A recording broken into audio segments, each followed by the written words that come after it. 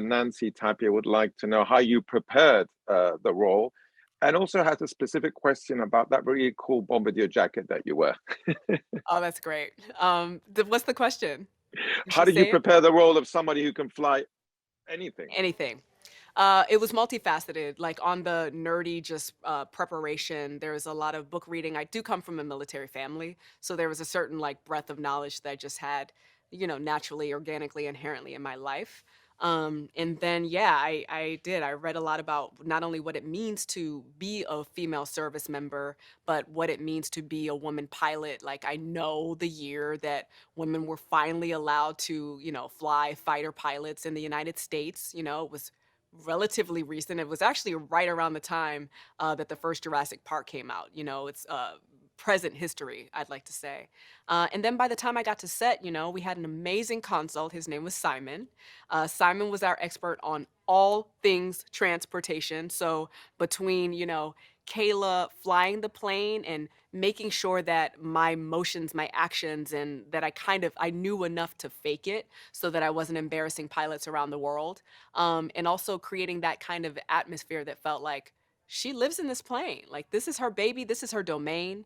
When Owen Grady and Claire Deering come into this cockpit, you are now entering into her world. And Nancy, of course, would also like to know if you can talk a little bit about that bombardier jacket that you're wearing, because she says she wants one. I mean, that's Joanna Johnston. You know what I mean? Like Joanna, you look back at her IMDb, you look at that resume, you see that that woman has made icons. Like there's a certain degree of iconography that is you can attribute to when you first see a character alone. So the first fitting that I had for Kayla was in December of 2019. Then I went back in January of 2020, and then I went back in February of 2020. And we were so meticulous about every detail, about where everything fell, where everything landed, those Jafors, which are not easy to pull off. I'm gonna try, like, we're trying to single-handedly bring Jafors back into style, you guys, but we'll see what happens. But yeah, that the jacket tells a tremendous story of who she is and where she's been. DeWanda Wise, congratulations, first of all, and welcome to the global press conference of Jurassic World Dominion, a film that has really blown our mind. It's spectacular. It's everything we imagined. We were just talking about that and more. So many people all over the world have questions for you. I'm going to start with Joni Wickman from Episodi, Finland. It says, of course, as your characters new, how did you get involved in this project?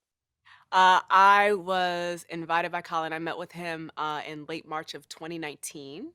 And we met on a rooftop in downtown Los Angeles. And, he was just kind of, the conversation actually veered from, both of our personal journeys as filmmakers in this industry.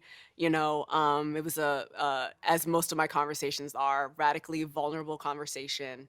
And after we were talking about what it takes to build a new character, to introduce a new character and what her role and her arc would be, he was just like, so yeah, I'd love for you to come play. Well, let's talk about that new character who's actually really cool. Who's Kyla Watts in your eyes? Kayla Watts. Kayla Watts in my eyes is a woman at the crossroads. She really is. That sounded dramatic, but she is. She's kind of come to the end of herself in many ways. She is clearly a loner. In my nerdy actor backstory, she is former military, Air Force, United States, and she lives on her plane. She lives an immensely loner, transient life. And at the time of the story, she is both physically and spiritually ready to go home. She's ready to return to the heroism inside of her that she's fully capable of. And she's also just ready to go on home to her family. But she's an amazing pilot that can fly anything. And Alexander Cardella from Sweden says the one that your character truly feels like she belongs in a Steven Spielberg adventure. There's Yes, some Indiana Jones in her, yes, some Star Wars. What were yes. your inspirations to create her? Early career Harrison Ford. Harrison Ford, in both of those roles, both as Indiana Jones and Han Solo, had a swagger that essentially a magnetism that drew audiences to him. You know, he wasn't the kind of hero that announced himself. He wasn't loud, you know, he just had a very unassuming, understated, everything about his energy was just like, you come here, you come to me. And that was something that I absolutely took, you know. Colin and I talked about that a little bit, but as the way she was constructed, you know, that I can attribute entirely to Colin, Derek, and Emily, you know, because that is in the DNA of who Kayla Watts is. And it shows on screen. Arthur Mhm. from Newsweek Poland says, I would like to know more about the role of dinosaurs in your life. Did you care about them when you were growing up? I don't know anyone who didn't care about dinosaurs when they were growing up. You know, I'm late to the party of seeing the films. I didn't see them until you know, 2019, like when I was offered this role. Um, but in terms of being a kid who first learned about dinosaurs and, you know, the Jurassic period and just the evolution of time, you know, and wondering, I mean, staying up at night wondering what happened and why we no longer had dinosaurs. Like I know I know every kid in the world has lost sleep wondering like, but why don't we have dinosaurs now? I still don't get it. You know, I still don't know enough or understand enough. I want one. I want one as a pet. You have to see this movie, then you've got a lot of them there. And amongst us, Mumta from the Star Malaysia says, so following up really on what you were saying, can you share what it was like working with the dinosaurs in the film? Was it what you had imagined? It was beyond. It was beyond everything I imagined. You know, what's surreal is I had the very special experience, and many of us did, because Colin is such a little kid. Colin's a big kid. Okay, he loves this world. He truly, truly loves this world, and it makes a difference when you're working with a filmmaker who like loves what they're doing. You know, so many of us went through the workshop, the dinosaur workshop, as these creatures were being constructed. You know, Kayla works a lot with Leonard, I named him, but she works a lot with this Listrosaurus next to her. And I mean, he was sending me like renderings, you know, I have like still have the emails of like the drawings and them trying to get the expression just right. You know, there was the degree of like craftsmanship and how meticulous they were about getting, he wanted essentially, Leonard is Kayla. Like when you meet the dinosaur, you don't expect him to be able to bite your head off, but he can and he will, you know? So there were this like interesting kind of parallel. And I just remember the first moment being on set in that huge multi-set, that huge marketplace, you know, seeing the compies come through like the cage, working with Leonard, you know, there were so many, there were like dinosaurs who were hatching and eggs in the sequence. And it just struck me for the first time that, you know, they had those kind of super cuts on YouTube of like every moment in the franchise, like throughout history of actors meeting the dinosaurs for the first time. And I was like, oh, none of them are acting. You know, the tears you see that swell in their eyes because it's so immensely awe-inspiring. Like you don't have to act when you're actually confronted and faced with these like phenomenal you know, human-made, human puppeted creatures. Uh, Stacey Ivy says, I love how badass Kayla is. But at the same time, there's good inside her, and that helps her make decisions. How did you work on portraying those two qualities at the same time?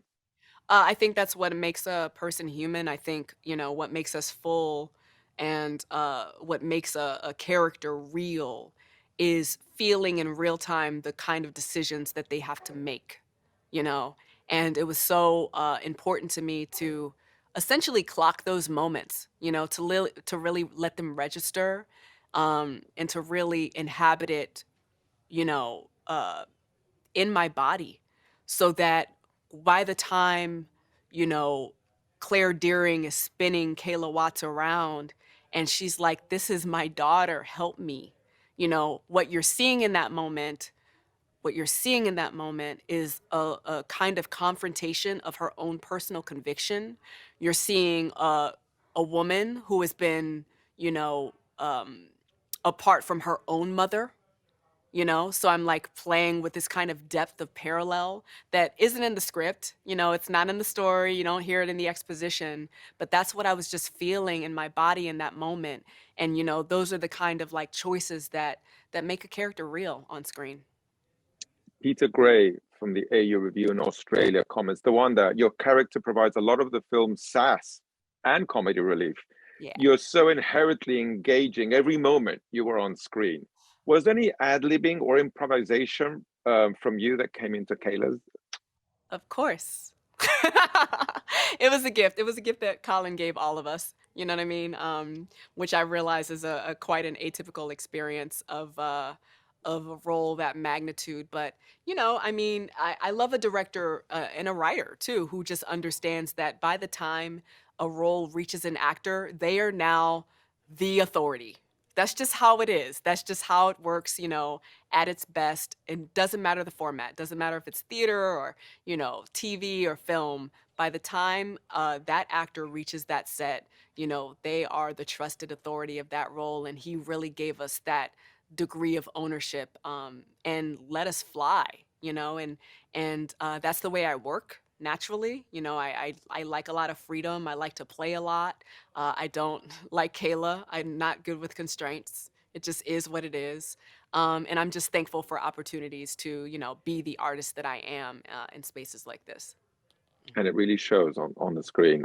Anthony Vega asks, how was the experience of interacting with legends like Sam Neill, Jeff Goldblum, and Laura Dern? I had the time of my life. I just had the time of my life. I mean, the greatest surprise of all of them, clearly, and it shouldn't be a surprise because you can only act so much, I think. I think the spirit and the soul of an actor really pours through. And they are who you would think they are. you know they are all tremendous, wonderful.